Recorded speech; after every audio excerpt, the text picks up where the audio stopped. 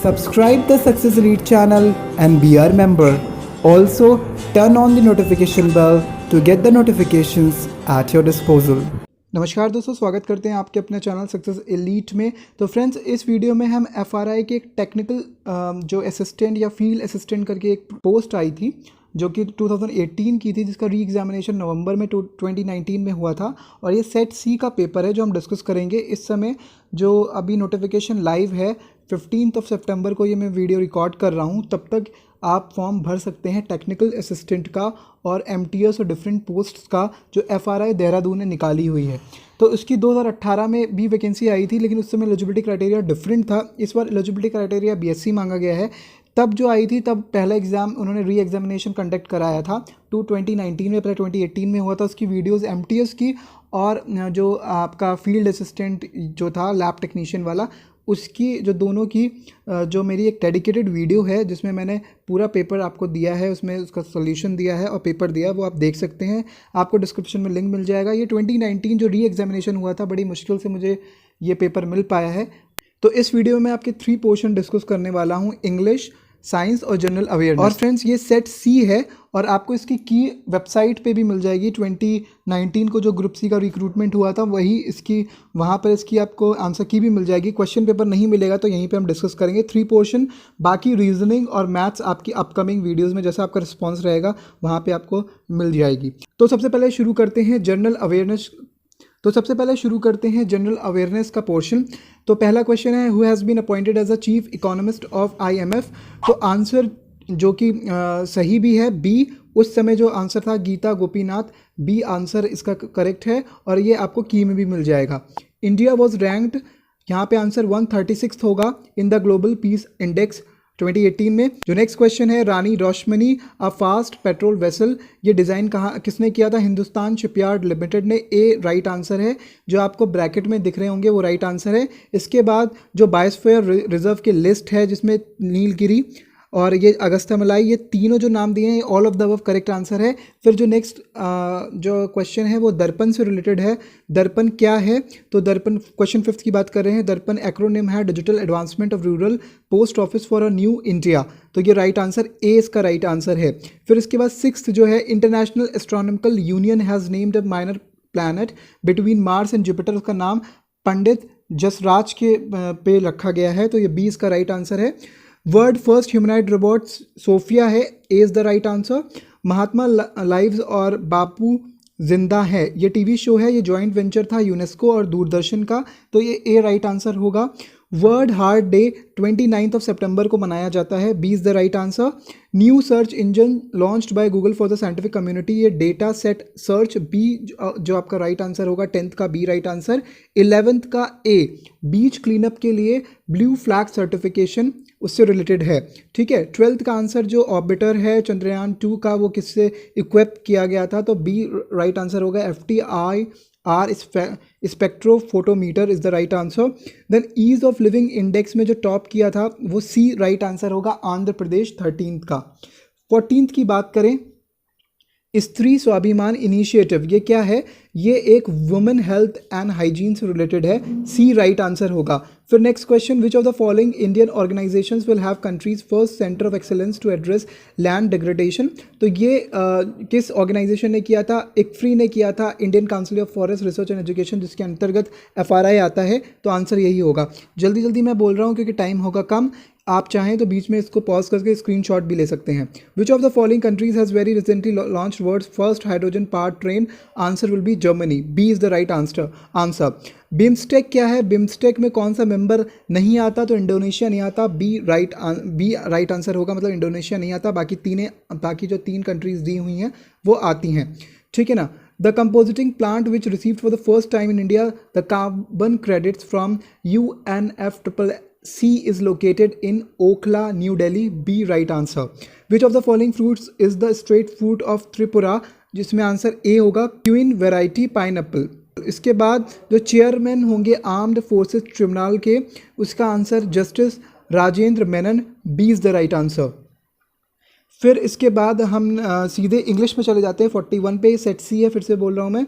इसमें क्वेश्चन है, use a tactic for mixing the inferior with good quality, rise is dishonest and you will lose your licence. तो इसमें जो use a tactic है, इसमें आपको सही करना है, ग्रामेटिकली करेक्ट ये नहीं है। तो इसमें आंसर आपका होगा using a tactic like, B is the right answer. ठीक है, starting out my own business at this time would affect the financial stability of my family. इसका जो आंसर होगा वो ए होगा, starting up my own business होगा, ना ही स्टार्टिंग आउट माई बिजनेस। अब नेक्स्ट क्वेश्चन की तरफ बढ़ते हैं। The company will invest more 600 crores in the next 5 years to expand its operations in Britain. तो इसमें विल इन्वेस्ट मोर नहीं होगा, विल फर्दर इन्वेस्ट होगा, B is the right answer. ठीक है, अब हम बात करते हैं सिनोनिम्स की, या उसकी बेस्ट मीनिंग जो एक्सप्रेस कर रहा है वो स्टेराइल। स्टेराइल मीन्स बैरन, तो barren B is the right answer. बाकी भी मिलते जुलते हैं but the B is the perfect answer for this. Uncouth माने होता है rough, which is not very clear surface, तो रफ राइट आंसर होगा, अनकाउथ बी करेक्ट है। इसके बाद आयरॉनिक क्या है, सरकास्टिक, सी राइट आंसर होगा। Find the correctly spelled words, तो स्पेलिंग प्लीज ढंग से देख लीजिएगा, OMEN नहीं होगा, OMIN होगा। ओमेन OMEN होता है बट यहाँ पे आई होगा जब हम इसको रिलेटिव में देखते हैं, एडजेक्टिव बनाते हैं इसका। B is the right answer. Then management gave us permission to go ahead, B is the right answer, not go fixed, go ahead with the new curriculum. ठीक है, तो यहाँ पे आप देख पाएंगे 4 ऑप्शंस दिए हैं, go fix, go ahead, go around, go about, तो गो अहेड का राइट आंसर होगा। द रिवर अबाउंड्स विद, तो भैया ये तो फ्रेजल वर्ब है, आपको याद रखना चाहिए, अबाउंड्स विद आएगा, तो विद राइट आंसर है, शायद कट गया है तो आप देख नहीं पा रहे हैं। इसके बाद हमने 49 के बाद हमारा कुछ 4 क्वेश्चंस स्किप हो गए, हम वो डिस्कस करेंगे बाद में। इसके बाद 54 है, विच of the following word is indicating a singular noun, तो ये राइट आंसर इसमें होगा एथिक्स। बाकी सारे सीजर्स, बाइनोकुलर्स वगैरह ये सारे आपके प्लूरल हैं, जो एथिक्स है वो सिंगुलर नाउन है। एक्विटेड का अपोजिट क्या होगा, कन्विक्टेड। रिलिंक्विश माने होता है जो अबेंडन करना या लीव करना, तो अगर रखते हैं तो रिटेन रखते हैं, इसका opposite A is the right answer. अब ये नेक्स्ट क्वेश्चन है गलिबल। गलिबल का इसमें इसकी अपोजिट मीनिंग क्या है, ठीक है। गलिबल ऐसा पर्सन जो होता है जो कि ईजिली ट्रस्ट कर लेता है, very trusting in nature kind of thing. तो यहाँ पर इसका जो आंसर दिया गया हुआ है वो दिया है स्टाइलिश, बट मुझे इसका आंसर फिकल लग रहा है। तो अगर आप चाहें तो इसको फिकल देखें या स्टाइलिश, क्या लॉजिक है, आप अपना लॉजिक मुझे कमेंट सेक्शन में बता सकते हैं। बट जो भी है आंसर की में सी दिया हुआ है स्टाइलिश, और मुझे ए फिकल लग रहा है। आप अपना भी आपकी अपना ओपिनियन मुझे डिस्कस कर सकते हैं। फिर इसके बाद फ्यूगल क्या है, फ्यूगल का अपोजिट है एक्स्ट्रावेजेंट। फ्यूगल बहुत ही इकोनॉमिकल होता है तो उसका अपोजिट एक्स्ट्रावेजेंट स्पेंडथ्रिफ्ट होगा, सी इज़ द राइट आंसर। इनमें से कौन से पार्ट्स ऑफ स्पीच पे मतलब ऑड है, पोएट्स, बुक्स, एक्ट्रेस, ये सब नाउन है। एडवाइस एस से एंड कर रहा है तो ये क्या है, ये एक वर्ब है। अगर सी होता तो ये भी नाउन हो जाता। My uncle is a retired police officer, ये अंडरलाइन वर्ड क्या है, तो B is the right answer, ये एडजेक्टिव है। ठीक है, तो फ्रेंड्स यहाँ पे हमने कंप्लीट किया ये। अब हम बात करते हैं जनरल साइंस की। जनरल साइंस के बाद हम करेंगे इंग्लिश का 3-4 क्वेश्चंस रह गए हैं, वो लास्ट में करते हैं। तो फ्रेंड्स ये है बेसिक साइंस। बेसिक साइंस में पहला क्वेश्चन, थाइमीन कहाँ प्रेजेंट होता है, डीएनए में, आरएनए में या दोनों में, तो आंसर है डीएनए। फिर स्ट्रेंजर गैस किसको बोलते हैं, डी राइट आंसर होगा, जीनॉन। जो इसमें दिख नहीं रहा है, डी आपका ऑप्शन जीनन है, बाकी कोई भी आपकी जो है वो गैस नहीं होगी स्ट्रेंजर गैस, जीनॉन को कहते हैं। फाउंटेन पेन किसने इन्वेंट किया, Waterman, B is the right answer. Biodiversity day जो है, वर्ल्ड बायोडाइवर्सिटी डे आपका 22 मई को मनाया जाता है। प्रोटेक्टेड एरियाज़ में नेशनल पार्क्स, सेंचुरीज, स्फेयर, जो बायोस्फेयर सारे आते हैं, तो all of these answer correct होगा। The greatest amount of free energy is available at which of the following levels, तो प्रोड्यूसर्स में सबसे ज़्यादा आपको एनर्जी, फ्री एनर्जी मिलेगी, तो डी राइट आंसर है। मेन कंपोनेंट क्या है एलपीजी का, तो ब्यूटेन राइट आंसर है, सी पोर्शन। तो फ्रेंड्स अब नेक्स्ट क्वेश्चन की तरफ बढ़ते हैं। Which of the following gas is used as tear gas, 88 question है।